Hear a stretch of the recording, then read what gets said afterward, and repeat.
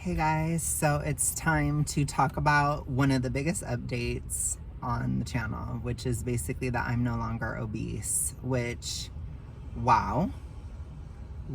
Today I weighed in at 245.2 at 29.9% body fat. So we need to talk about it. I wasn't really expecting it. I feel like whenever this happens, I'm never expecting it. I knew that it would probably happen in April or March. That's typically when I take a big step like this, and this is a huge thing. This is similar to a year ago when I got out of super morbid obesity, where it was a really big deal. Basically, this is a huge deal. This is physical. It is another aspect of my identity that's now gone, but it's a physical part of it, which will change a lot of stuff, I believe, in the months to come. I think within the next 6 months, my brain is going to change a lot. My body's going to change a lot. Like, a lot of things are going to move now that I'm out of this. And it was quite a battle, for sure, but it was a different kind of battle. So I do want to talk about it in general and my overall feelings about being out of obesity in this video. So what I will say is it was a lot harder to stay motivated during this phase. And part of it was probably some seasonal factors, but it also wasn't. You know, a lot of it was just that it was harder. There's less fear in me during this phase, and it was really about motivation, staying moving. Particularly in the autumn, I just had to keep moving. In the winter, it was just holding out no matter what, because there were times, although it's a lot less dramatic than when I was super morbid, getting out of that was really, really, really hard. There was a lot of chaos this past month, and I had to really, really protect my progress. And I think that that's what I have to say to most people. If you come from a very big size and you get to this stage, you have to protect your progress. It still requires compartmentalization. No matter what happens, you have to protect it. And that's what I did. So I even struggled with some weight regain due to flight bloat. And I also ate a lot in March. And that was really demoralizing, as well as just frustrating. You know, there's a lot of frustration in this phase and a lot of chaos in my life that was happening. Things up in the air, nothing particularly going well. It's like you feel like you're doing all the right things and nothing's moving, nothing's happening. And I think that this could be so easy for people to just not care anymore about losing weight. I think that that's probably the biggest challenge, is just caring enough to continue and to hold on. Basically, you have to hold on to your progress and hold on to what you're doing. So it wasn't like, like I said, to me, this was not a dramatic thing in comparison to past phases, but that doesn't mean that it isn't a huge accomplishment. And it also doesn't mean that there aren't huge physical things that are going to occur. You know, my obesity-induced hypoventilation should likely resolve in the next few months. Low dopamine issues from obesity should start to resolve in the next few months. We'll see how my mood is in the next few months. I've noticed, especially recently, my testosterone is a lot higher than it used to be, which leads to a lot of anger and competitiveness and kind of bitchiness, but also like, I feel like my teeth are getting a little bit better. Like, I think it's helping with bone density issues and this type of stuff, which I've struggled with. So there's a lot of things coming through. And also there's a new focus. You know, I do have to think a lot more about appearance now than I did in the past. But remember, it's still a matter of protecting your progress. You know, I don't want to work this hard to be like meh at the end of it. I want to look good at the end of it, because that will help me stay motivated to maintain and to continue.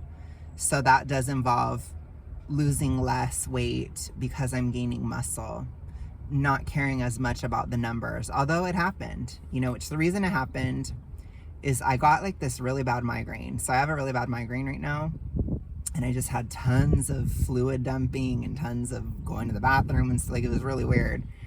And I shaved my sideburns off because I wanted it. I wanted the number. So my sideburns, they died so that I could finally have this weigh in. But you know, all you got to do is shave your sideburns every single day, and then you'll just keep losing weight. No, I'm just kidding. No, but basically, it's big in terms of identity too. Like, this is a condition I've identified with for a long time, obesity. I don't even know the last time I wasn't obese. God only knows, you know, it must have been deep in childhood or something, very, very long time ago. And I think that there is a finality around this. There's a feeling of, basically for me, it's like I've reached a point of no return. Like, I'm in a new phase. This is totally new. It's another one of those things where it's totally different. And I'm very satisfied. This is deeply, deeply gratifying. Definitely. But I'm also like a bitch about it. Like I knew I would be. You know, one of the first thoughts that came to my head as I was approaching this is, fuck Aubrey Gordon. Fuck her. For everything that she said. I never forgot what she said. She said in a podcast way back, I watched it in 2023. She said, people who have been obese their whole life, blah, blah, blah, they are like, people who have been super morbidly obese or whatever, they'll likely always be obese forever. Fuck you. I'm not. And, you know, especially a year ago, that really tortured me. You know, I don't think a lot of these people understand how awful they are towards people who are trying to get out of this situation. Like, I'm very strong these days. Like, I'm very rooted and grounded post, you know, small fat era. So I don't really give a fuck anymore. But in terms of like people who are not, people who are tortured, people who are like, will this happen for me? I don't know. Their logic and the things that they say, it really hurts and it really hits. And for me, I didn't give a shit. I told you guys, I don't care. You can say what you want to say. It doesn't fucking matter to me. I'm going to just keep bulldozing through. I do not care. That's me, which is why I'm doing this publicly, because I know I don't care. I don't care what Aubrey says. I don't care. You know, it's like, I'm going to do it anyways. I'm going to do it just to prove her wrong, because that's kind of how I feel about it. And so there is a huge like rhetorical victory in this that definitely gives me mega confidence compared to previous phases. I am extremely confident now, and I'm ready to go on the attack full on, even more, you know, because honestly, it's a huge accomplishment to get out of obesity from where I've been. It really is. I was looking at pictures and I put them on my Instagram, and people were like, I can't believe you ever used to look like that. I didn't know you used to look like that. And it's like, yeah, I did. I was really that big. You know, it wasn't, they can't, I think a lot of times a fat activist would look at my channel and they'd be like, well, you know, you didn't really lose that much. And it's like, no, I really did. And I didn't get surgery. I didn't do Ozempic. I don't have anything like that. I counted calories. I went to the gym. So it proves that it's possible. And I'm sick of people saying it's not possible. I'm so tired of it. Honestly, shut the fuck up. That's how I feel. So like I said, I have like an anger to it. I do think it's a little bit of a testosterone boost, but I also was angry after I got out of SMO, after I got out of Super Morbid, but that was a different kind of anger. That was anger because it was so much easier being out of Super Morbid. I was like, what the hell? This is so much easier. And it's like, people are judging people who are bigger when they're on a whole other planet. It's so much easier, so much. And it was even easier in obesity, other than the motivation piece and other than you have to compartmentalize, because I didn't have anything really going particularly well in my life this winter. I didn't. Nothing, everything stagnated. And even in towards March, things were collapsing or starting to fall apart, especially with that flight back and stuff. Like, it totally threw me off. It was horrible. It was super chaotic. And, you know, bloating up 15 pounds and shit, that was horrible. You think that felt good? You think it's easy to just be like, have the faith and just keep going? No, it's not. And I think a lot of people at obesity, they would have given up. That would have been a give up moment. But for me, it's like, no, I've come from a lot higher of a place. I know what bloating is. I know what these things are. You go through it, you bulldoze through. You know, I have a confidence now. I'm not tortured about my weight loss like I was. I was a year ago. I didn't know if I could do it. I wasn't 100% confident. I didn't know. But I just have faith, and I kept going. And that's, you know, I think that's the best part of this victory and of this moment, is that I am confident. I'm very confident now. And I know that I will make it. I know that I will get to the end of this. And it also takes a huge pressure off of me health-wise. Like I said, I do have to stay out of it, but that's not going to be hard for me. It's whatever. Especially with seasonal factors and everything, it'll be super easy to continue. Super easy. I do have like that trip to Austin coming up. Like, I feel like this is a huge moment where I can turn a corner, and hopefully the other things in my life move forward. I wonder if, you know, I am a spiritual person, and sometimes I wonder if the absolute chaos and midness and mediocrity of the past few months was somewhat of a test. And now that I finally got through, things will pop off. You know, I feel like there are synchronicities in life and stuff, and I'm interested to see what will happen in the coming months. I think even if we just base it physically, it'll change the way I think. I know it will, because it did to get out of SMO. You know, it's like it changes. It's not good for you. It just isn't. So that's basically where I'm at with this. I'm super motivated to continue. I'm super motivated to do my activism. I'm super motivated, and I will weaponize this and use the hell out of this. This is a huge deal. This is something that a lot of people say is impossible. And I'm here to say it is fucking possible. Don't listen to the Aubrey Gordons of the world. Do not listen.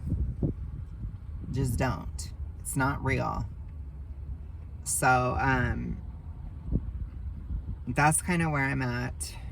I don't know if I have that much else to say. Like, I think it's like other phases where there will be times where I'm going to have to reflect on this more. I know as it was approaching, I was kind of tearful about it at times, just because I was so frustrated about it and how long it was taking.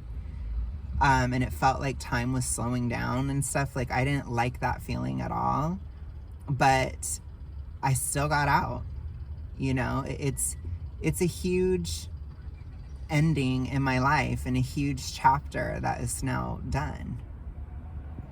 And it's a huge vacuum that's created too. And I feel like I have to adjust now and change certain narratives. And I think moving forward, I have to change my relationship with pain. I have to change my relationship with hardship and, you know, resistance-based weight loss and these types of things. I think I have to start looking at a brighter side of life, or a brighter thing, brighter days, because obesity is a huge pain point for a lot of people, and it's now gone. And like I've said many times in this mid-size phase, I'm not holding on to the pain. I have to look at what's next, or what's gonna happen, what's moving forward, what is the next step, you know? I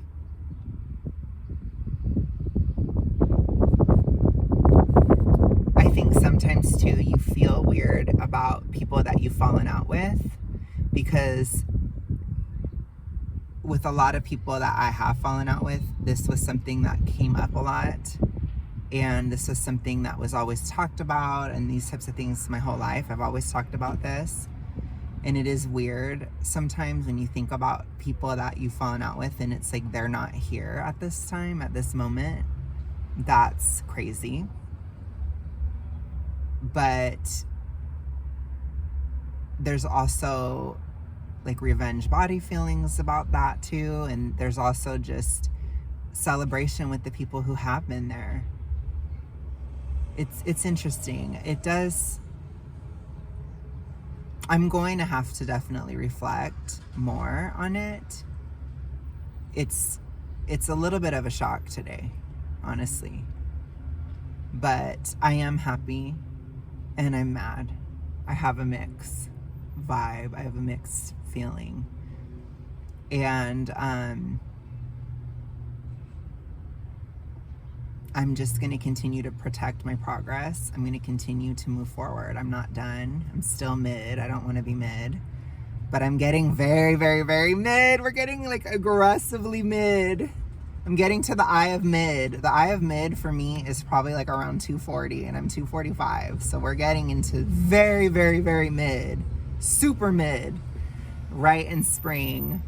And I'm excited to go to see Charlie XCX in my mid zone. I'm gonna go so mid. I'm gonna be a mid brat when I'm there. I already know I'm gonna wear my lesbian biker pants. I already know what I'm wearing. I'm so ready. So ready. I'll have to post a picture or something when I go.